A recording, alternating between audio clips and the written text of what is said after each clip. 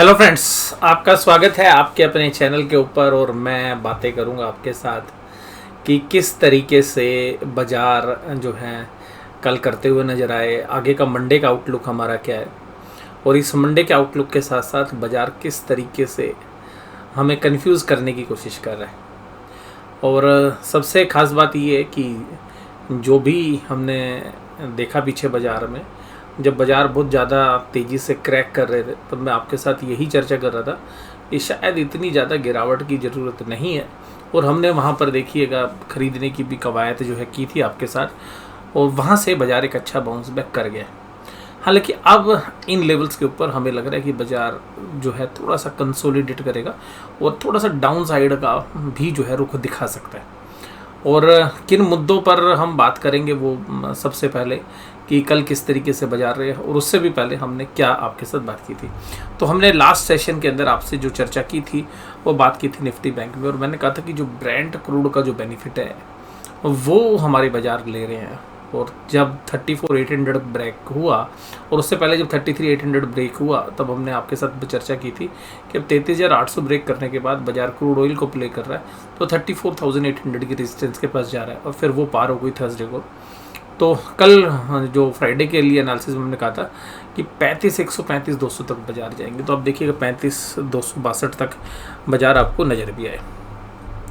उसके बाद मैंने कहा था कि बाजार एक बार थोड़ा सा जो है सांस भी लेंगे और एक बार 35,000 के नीचे भी जाए, और मैं उम्मीद कर रहा हूँ कि 34,800, 34,850, 34,900 तक जाने चाहिए था। हालांकि 34,977 तक बाजार गए, और यहाँ पर बहुत सारे जो ट्रेडर्स हैं वो शॉर्ट्स पोजीशंस में फंसे हुए थे।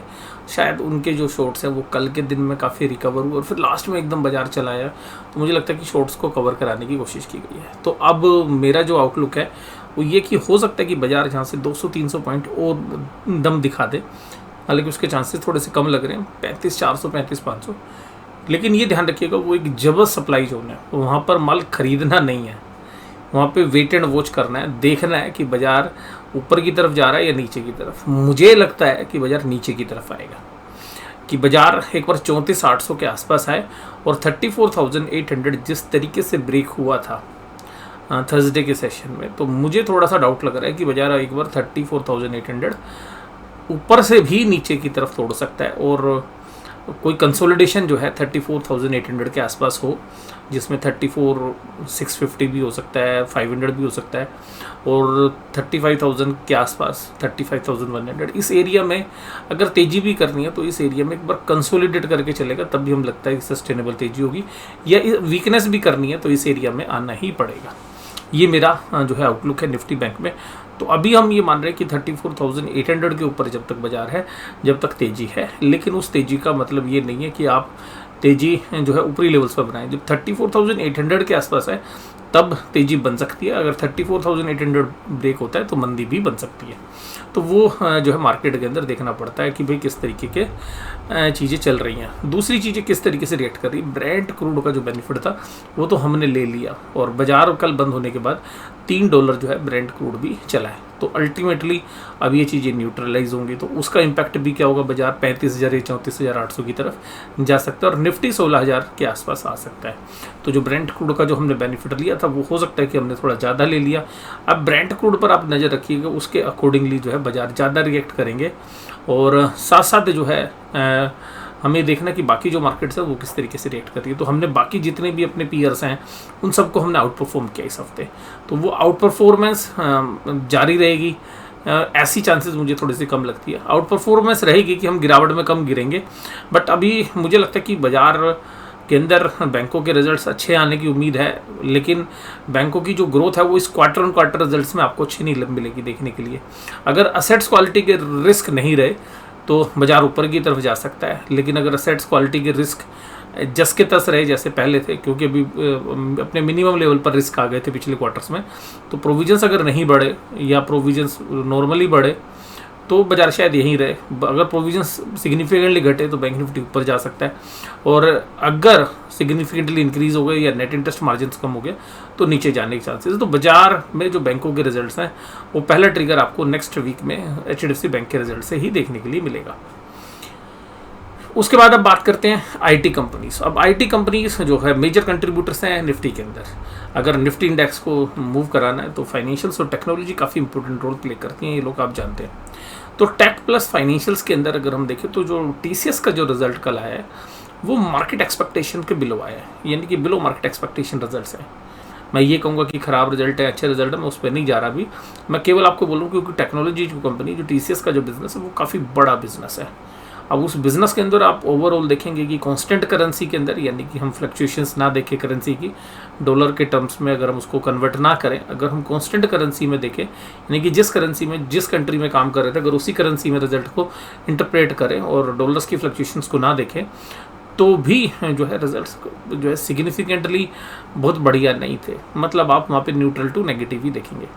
तो हालांकि शेयर प्राइस भी करेक्ट कर चुका है टीसीएस का। टीसीएस देखिएगा मेरे लॉन्ग टर्म पोर्टफोलियो के अंदर है और मुझे जो है इन तरीके क्वार्टर रिजल्ट से ज़्यादा इम्पैक्ट पड़ता नहीं है, बट मुझे लगता है कि जो 3200 रुपये के आसपास और 3300 रुपये के आसपास है कि यहाँ से थोड़ा और करेक्ट कर सकता है। और किसी भी कारण से अगर 3031 के आसपास आपको शेयर मिलता है तो मुझे लगता है कि 3000 के आसपास एक अच्छी खासी वैल्यू बाय जो है टीसीएस के अंदर बनती है। तो ऐसा नहीं है कि टीसीएस अभी भी 8 रुपये का डिविडेंड उन्होंने इस क्वार्टर में भी डिक्लेयर किया है। तो उन सबके बीच में अगर हम देखें तो कंपनी का रिजल्ट जो है यूरोप की वजह से भी जो है काफ़ी इम्पैक्टेड रहा और यूक्रेन वॉर का असर है। तो इतने बुरे हालात के बीच में भी कंपनी ने अच्छी परफॉर्मेंस दी है, लेकिन जो स्ट्रीट एक्सपेक्टेशंस थी उसके बिलो है। मुझे अभी भी लगता है कि एक लॉन्ग टर्म जो है अभी भी बहुत अच्छी बाइंग अपॉर्चुनिटी टीसीएस के अंदर है। और अगर नीचे 3000 के आसपास मिलता है या बिलो 3000 मिलता है तो एक अच्छी अपॉर्चुनिटीज लॉन्ग टर्म के लिए अभी भी बनेगी। सिमिलर व्यू मेरे अपने पोर्टफोलियो की रिगार्डिंग भी है। अब निफ्टी के अंदर अगर हम देखें, निफ्टी 50 16220 पर बंद हुआ, 87 पॉइंट की तेजी। मोस्टली ये नई तेजी नहीं है बल्कि जो शॉर्ट्स हैं उनकी जो ट्रैपिंग हो रखी है उसकी वजह से बाजार शायद ऊपर है। तो अब आगे बाजार को चलना है तो नया इंडिकेशन लेना पड़ेगा। 16300 के आसपास एक रेजिस्टेंस भी है और आज की कैंडल भी देखिएगा रेड बनी है, इसका मतलब है कि ऊपरी लेवल्स पर एक रेजिस्टेंस मिला। मैं इस गैप की बात कर रहा था बहुत दिनों से, जब बाजार यहाँ चल रहा था तो मैं कहता था ये गैप भरने के लिए बाजार आएगा। अब बाजार को गैप भरने के लिए आ गया। अब बाजार मुझे लगता है कि एक पोज लेगा और पोज लेने के बाद शायद एक बार दोबारा से नीचे का रुख करे और आपको हो सकता है कि ये जो बेस है 15,800 और 15,900 का बेस अगर तेज़ी भी करनी है तो शायद इस बेस की तरफ एक बार बढ़े। अगर सस्टेनेबल अप मूव भी करना है और अगर गिरना भी है तो भी 15,900 के आसपास एक बार बाजार आने चाहिए। तो हम देखेंगे इस बार कि भाई बाजार ऊपर की तरफ जाएंगे तो सेल ऑन राइज है, क्योंकि ज़्यादातर चीज़ें अब ख़राब अच्छी सब जो है वो डिस्काउंटेड है। तो बाजार मुझे लगता है कि फेयरली वैल्यूएशंस के आसपास है कहीं पर भी। तो 200-300 पॉइंट ऊपर नीचे जो है निफ्टी दोनों साइड मूव करने का दम रखता है। ऊपरी लेवल्स पे थोड़े से टेक्निकल रेजिस्टेंस है। L&T, ICI bank, Infosys, Tata Motors और अदानी पोर्ट्स थे जिन्होंने बाजार को संभालने की कोशिश की और एल&टी और आईसीआईसीआई बैंक मेजर कंट्रीब्यूटर थे। अगर नेगेटिव साइड में देखें तो TCS, JSW steel, HDFC life, Maruti Suzuki और टाटा स्टील ये कमजोरी के साथ है। अब देखिएगा मंडे के दिन क्या हो सकता है कि टीसीएस के रिजल्ट्स पे अगर बाजार नेगेटिवली रिएक्ट करता है, मान लीजिएगा टीसीएस को बाजार पसंद नहीं करता और टीसीएस का शेयर किसी भी कारण से 3150 या 3200 के बीच में आता है, तो इसका क्या असर होगा? इसका असर ये होगा कि आपको इन्फोसिस, टेक महिंद्रा, विप्रो और इसके अलावा हमारा एचसीएल टेक, इस तरीके की जो कंपनियां वो भी नेगेटिवली रिएक्ट करना शुरू कर देंगी। तो उसका जो इम्पैक्ट है वो टीसीएस की वजह से बाकी शेयर्स पे भी हो सकता है। फिर उसको रोकने के लिए आपके पास क्या बचता है? फाइनेंशियल्स। और अगर फाइनेंशियल्स में भी सेलिंग शुरू हो गई, या तो फाइनेंशियल्स बाजार को रोकेंगे या फाइनेंशियल्स में भी सेलिंग शुरू होगी, जनरली बैंक निफ्टी या बजाज फाइनेंस या बजाज फिनसर्व जैसे शेयर्स में, तो फिर देखिएगा निफ्टी में 200 पॉइंट का कट भी नीचे की तरफ आ सकता है।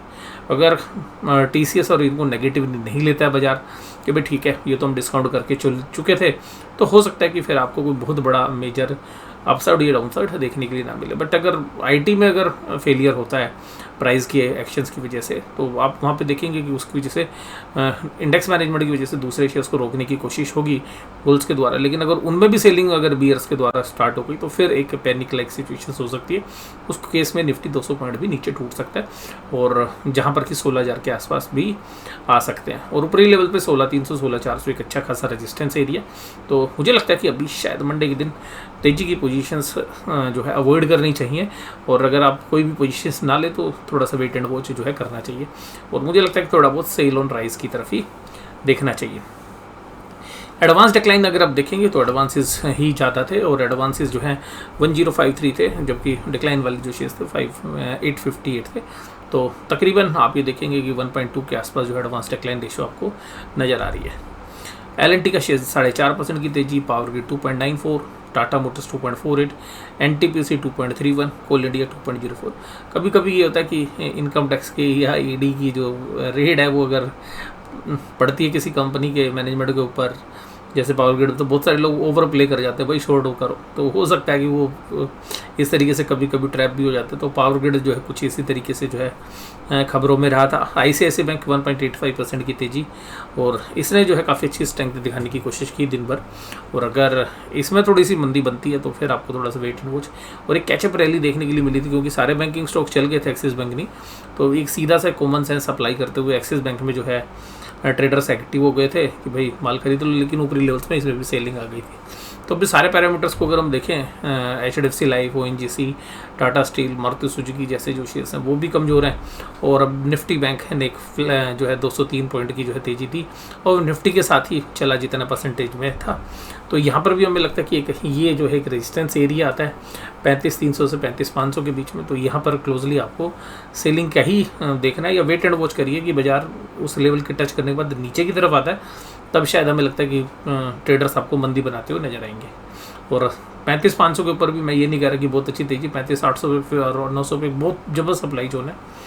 तो हमें ये लगता है कि ये जो कैंडल्स हैं, 5-6 कैंडल्स हैं, यहाँ पे बहुत समय जो है बाजार ने बिताया है, तो ये एक झटके में तो टूटने वाला नहीं है। और अभी भी ऐसे कोई इंडिकेशंस नहीं है, क्योंकि 16 तारीख को HDFC बैंक के रिजल्ट आएंगे, तो तब तक बाजार को अगर चलना भी होगा तो एक बार पीछे कदम हटने की गुंजाइश जो है मुझे ज़्यादा लगती है।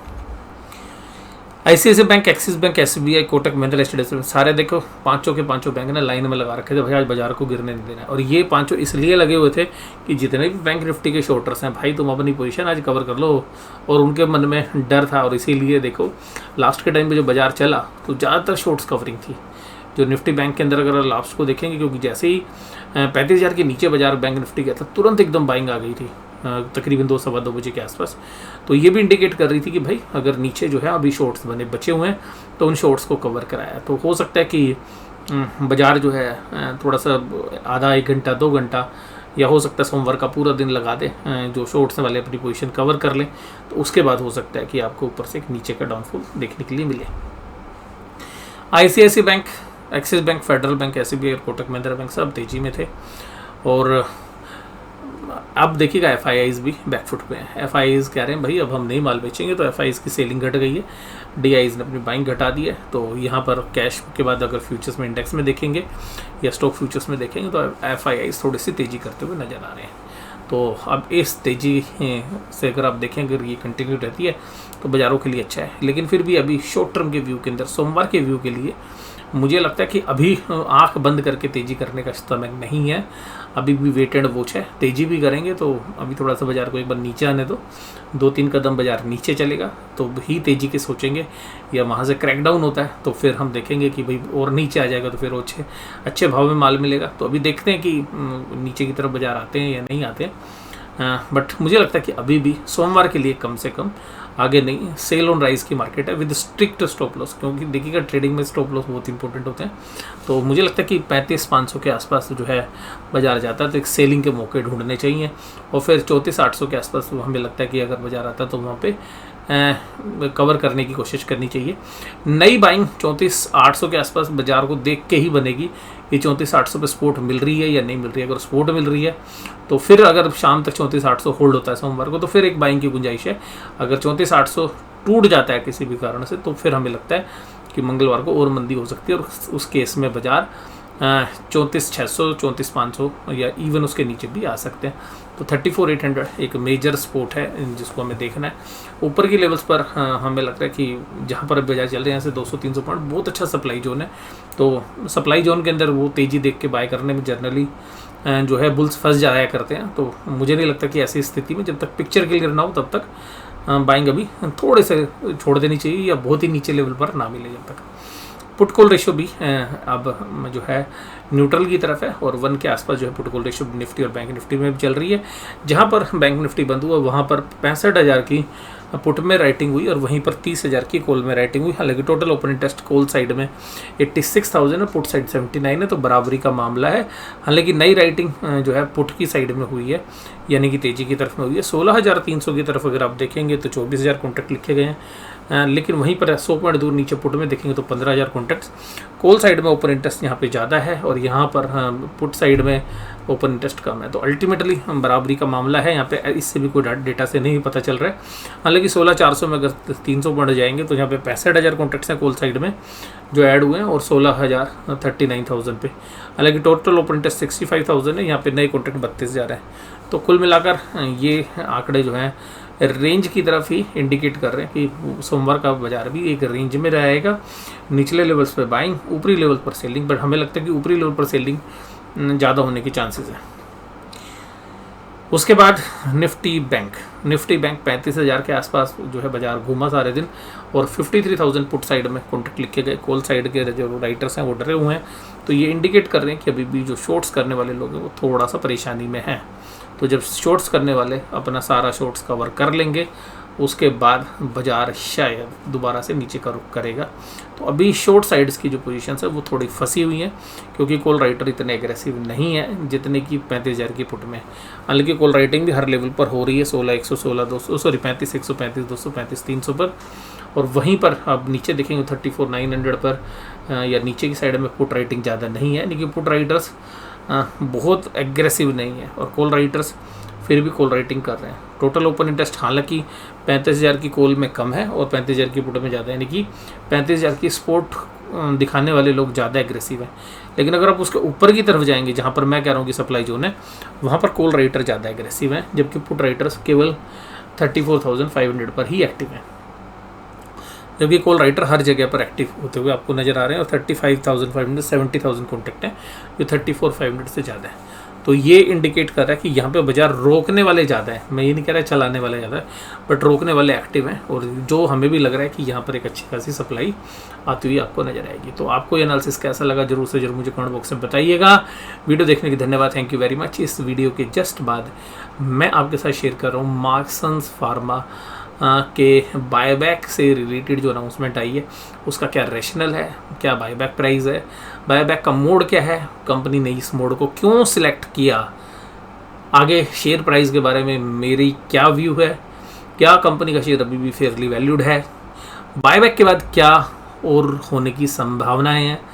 इन सभी सवालों के जवाब ढूंढने की कोशिश करेंगे हम मार्क्सन फार्मा की अपनी अगली वीडियो के अंदर। आप इसके अंदर कुछ और चीज़ ऐड करना चाहते हैं तो कमेंट बॉक्स में बताइएगा कि और कौन सी चीज़ मार्क्सन फार्मा के शेयर के संबंध में ऐड करनी है। उन चीज़ों को भी हम वीडियो में कवर करने की कोशिश करेंगे। तो तकरीबन 1 घंटे के बाद आपको मार्क्सन फार्मा की वीडियो भी हम आपके साथ शेयर करते हुए नजर आएंगे। तो वीडियो देखने के लिए धन्यवाद, थैंक यू वेरी मच।